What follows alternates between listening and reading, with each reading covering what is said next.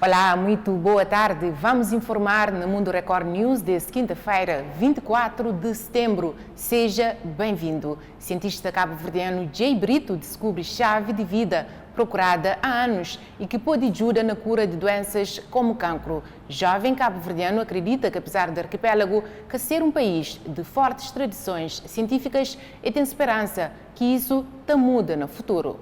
Aos 36 anos de idade, o cientista cabo-verdiano Jay Brito Carito, que passa os dias no laboratório a descodificar informação genética em humanos, descobriu recentemente uma questão fundamental da vida, procurada há décadas e que poderá ajudar na cura de doenças como o cancro. O reconhecimento pelo seu trabalho e da sua equipa chegou este mês através da publicação de um artigo na prestigiada revista Science com as conclusões da investigação desenvolvida, a qual, reconhecendo as técnicas de engenharia genética e bioquímica, que conseguiu reconstituir o momento em que se dá o início da descodificação da informação genética em humanos. Jay Brito, em entrevista à Lusa, diz que sempre teve um interesse especial pela biologia molecular, especialmente sobre a forma como as informações genéticas herdadas dos pais definem o ser humano e ressalta que a descodificação da informação genética pelos ribossomas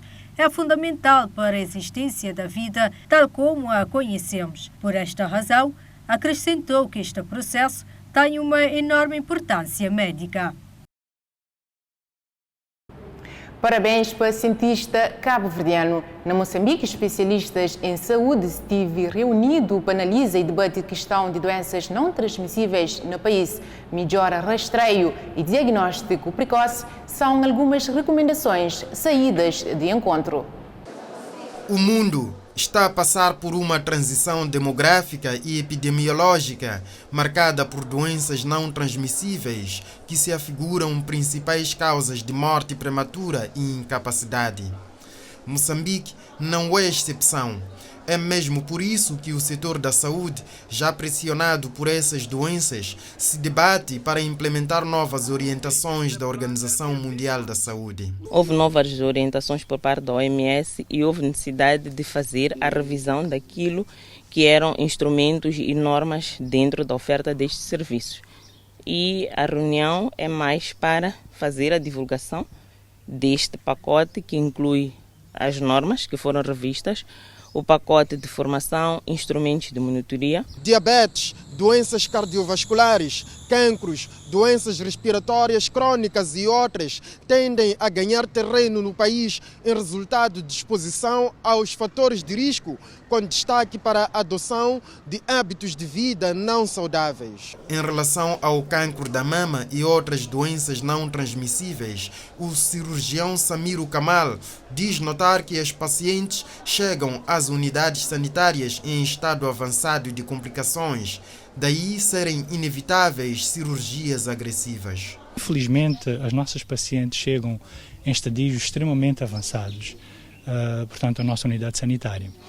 O que é fundamental que a gente melhore aquilo que é o rastreio e o diagnóstico precoce do cancro da mama. Muitos homens não se imaginam pacientes de cancro da próstata. É mesmo por isso que não aderem aos rastreios, longe de imaginar o perigo que isso representa, segundo o urologista Nelson Chemo. Infelizmente, esse é um dos grandes desafios que nós temos, convencer os homens a aderirem a estes exames para diagnóstico precoce do cancro da próstata. Principalmente porque os homens têm receio de um dos procedimentos que nós fizemos, que é o toque retal. Os poucos que procuram serviços de saúde por essas complicações chegam em estado clínico deplorável. É mais nos países em desenvolvimento que o padrão epidemiológico da morbimortalidade está em francas mudanças. As doenças não transmissíveis estão a fazer um peso duplo com as transmissíveis, como é o caso do SIDA. Ainda na Moçambique, o que se quer é mudança de paradigmas quando o assunto é gravidez precoce, afirma o Ministro de Saúde em comemoração ao Dia Mundial de Contracepção. Gravidez precoce Um grave problema que muitas vezes está associado à falta de diálogo no seio familiar sobre a saúde sexual reprodutiva das raparigas e o planeamento familiar. Situação que concorre para a morte das mães gestantes e, por vezes, do bebê ainda na maternidade. O titular da pasta da saúde quer uma mudança de paradigmas. Em média, uma mulher no nosso país tem pelo menos 5 filhos.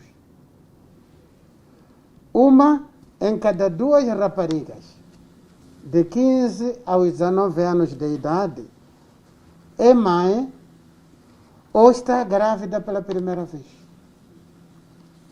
Uma em cada 2 mortes entre as mulheres dos 15 aos 24 anos de idade.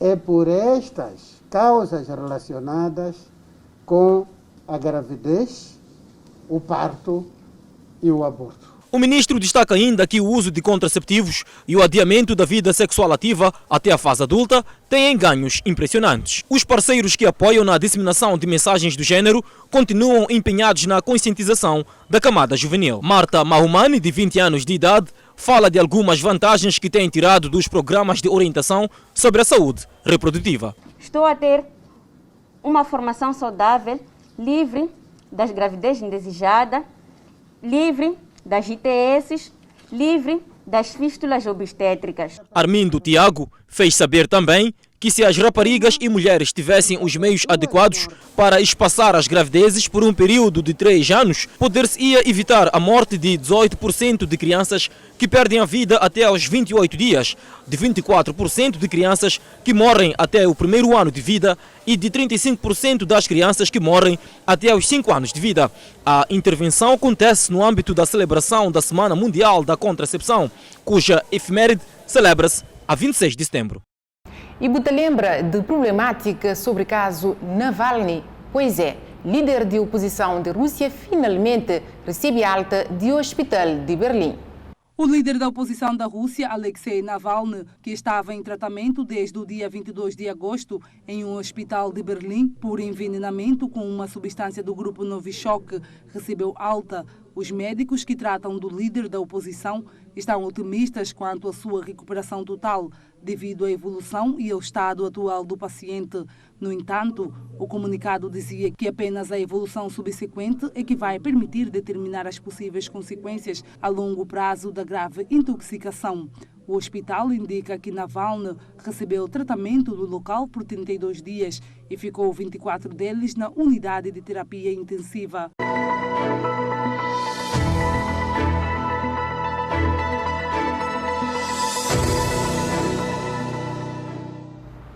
Agora, informações sobre Covid-19. O governo de São Paulo afirma que a vacina chinesa desenvolvida em parceria com o Instituto Butantan é segura e eficaz. A Agência Nacional de Segurança Sanitária autoriza aumento de número de voluntários nos estudos.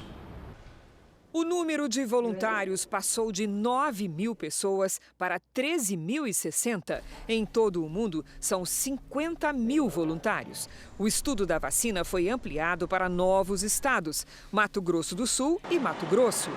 Hoje, o governo de São Paulo anunciou que a vacina apresentou 98% de eficiência na imunização. Cerca de 5% das pessoas testadas apresentaram reação à dose sempre moderada. Em outra frente, a farmacêutica Johnson & Johnson anunciou que entra na última fase dos testes, que também foram ampliados no Brasil. Ao discursar para as Nações Unidas, o presidente de Angola reconhece a atenção que a comunidade internacional tem dado ao país no combate à pandemia. O presidente da República destacou vários aspectos. Começou por referir que a pandemia da Covid-19 paralisou toda a dinâmica perspectivada em termos de retomada da economia mundial, que após a crise econômica iniciada em 2008 já dava sinais mais animadores de recuperação, principalmente em países como Angola, que é um país em desenvolvimento. Falou ainda sobre os recursos que o país dispunha para financiar os setores produtivos da economia, que tiveram que ser reorientados para atender atender às necessidades de biossegurança e outras de caráter epidemiológico urgente e que resultaram no aumento do desemprego. No discurso, o chefe de Estado reconheceu que, para além dos esforços feitos pelo Estado angolano, houve também um apoio grande por parte de outros países, de organizações internacionais e de empresas nacionais e estrangeiras, assim como de cidadãos individuais que, desta forma, ajudaram a mitigar os impactos da pandemia em Angola. E nota permanece na Angola. É preocupante cenário de aumento de delinquência em Luanda. Relatos chegam de bairros onde tranquilidade deixa de existir, pelo menos nos últimos dias. Aqui guerra, que nem no Iraque, 100%. É desta forma que os moradores do Prenda, propriamente no lote 22, classificam o seu dia-a-dia. Aqui na Rua dos Funantes, por exemplo, os populares dizem que mais de 5 pessoas são assaltadas diariamente e muitos destes assaltos acontecem à luz do dia. Os malfeitores aproveitam a tranquilidade que há nas ruas. Normalmente tem sido logo de manhã, pode ser 5, 6 assaltos, só ainda nesta rua, Rua dos Funantes. Além de falar no outro lado. Os moradores até têm noção de que o combate à criminalidade não é apenas uma responsabilidade das autoridades, mas a preocupação para eles consiste em saber porque é que muitos miliantes identificados depois de denunciados são soltos. Os suspeitos de costume são sempre os mesmos. E para mim o jogo deve ser sempre o do gato. A polícia prende e o procurador. Tal como no Prenda, os marginais aqui no bairro Ambo não têm hora para atacar. Como exemplo do Sr. Joel, que foi assaltado às 6 horas da manhã, aqui em frente a esta oficina. 2 tinham katana, 1 tinha faca. Depois me mandaram me parar e me revistaram, tiraram o meu telemóvel, telefone e a minha carteira. Se alguns são assaltados na rua, outros são incomodados no calar da noite dentro das suas residências. Aqui, esta casa foi assaltada em janeiro deste ano e os vestígios ainda estão bem visíveis nesta parede. 5 miliantes armados arrombaram as portas e assaltaram esta residência. Foram tão ousados que minutos depois do assalto voltaram e continuaram com a ação. Pela informação que eles tiveram, era que aqui tinha muito dinheiro e eles não encontraram esse mesmo dinheiro que eles queriam. Então voltaram? Sim, voltaram para continuar o que eles não tinham terminado. Já na Sudão, o presidente do Tribunal de Khartoum volta a adiar julgamento do presidente Omar al-Bashir por questões processuais. De acordo com o presidente do Tribunal de Khartoum, a próxima audiência terá lugar a 6 de outubro. O ex-presidente deposto e vários arguidos enfrentam a pena de morte pela queda do governo democraticamente eleito do primeiro-ministro Said al-Mahdi em 1989, no terceiro golpe de Estado no Sudão desde a sua independência em 1956. Omar al-Bashir, de 76 anos, foi deposto e preso pelo exército em abril de 2019, após meses de revolta popular. Num outro julgamento, foi condenado a 2 anos de prisão por corrupção em dezembro de 2019. Omar al-Bashir encontra-se atualmente detido em Khartoum. Nos Estados Unidos, um relatório divulgado mostra que o governo de Barack Obama ignora alerta para possível conflito de interesses envolvendo o filho do vice-presidente Joe Biden. Hunter Biden entrou para o conselho de uma empresa de gás ucraniana na época em que o pai dele, Joe Biden, era vice-presidente e supervisionava as relações dos Estados Unidos com a Ucrânia. O relatório parcial de 87 páginas, feito pelos Comitês de Segurança Interna e de Finanças do Senado, afirma que o governo Obama sabia que a posição de Hunter poderia representar um conflito de interesses, mas ignorou o alerta. Segundo o documento, Hunter é investigado por potenciais crimes financeiros envolvendo a Ucrânia e outros países. Ele e o pai negam qualquer irregularidade. Joe Biden é o adversário de Donald Trump na corrida à Casa Branca. E noutra volta, fala de coronavírus, assunto que desde ano passado se marca atualidade a nível mundial. Ali no país, aumento de óbitos devido à Covid-19 ultrapassa 50 e o Diretor Nacional de Saúde afirma que é um motivo de preocupação. Entretanto, a taxa de letalidade continua no 1% e chama também atenção para o cumprimento de normas de prevenção.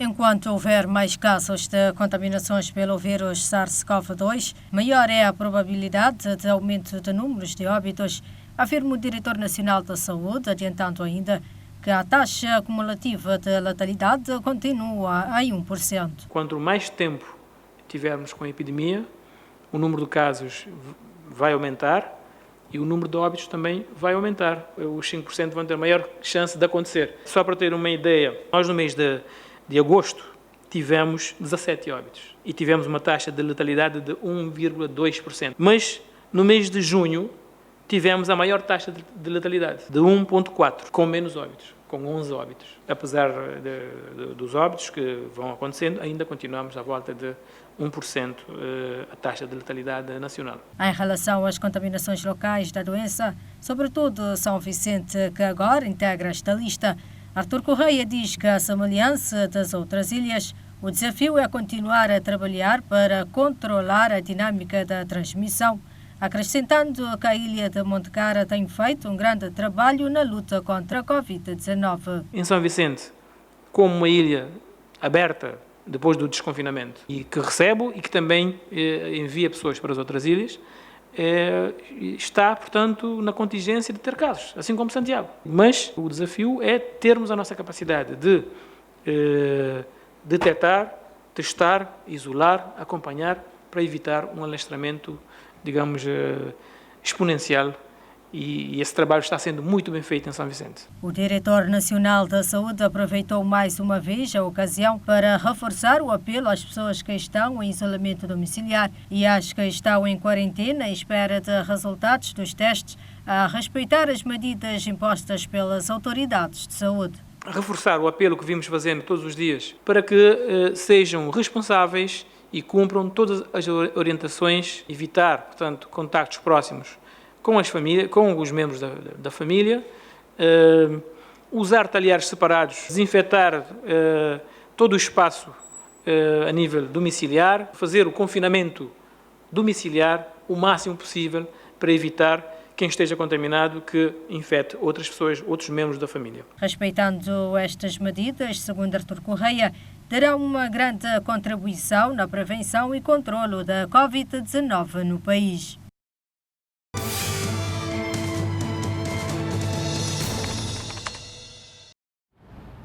Goste no também para a revista de imprensa a encontro de Idalina Ramos para bem atualizar no principais informações em destaque nas sites internacionais. A R7 destaca que Trump acredita que a eleição de 2020 também termina na Suprema Corte. Já a Record Europa traz o número de mortes por colapso de prédio na Índia já sobe para 39.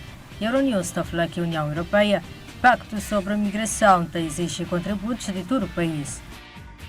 Al Jazeera Pacífico trazia as comunidades costeiras britânicas condenadas a tornar refugiados de clima. Angola fala que acidente com o caminhão com combustível faz pelo menos 23 mortes na Nigéria.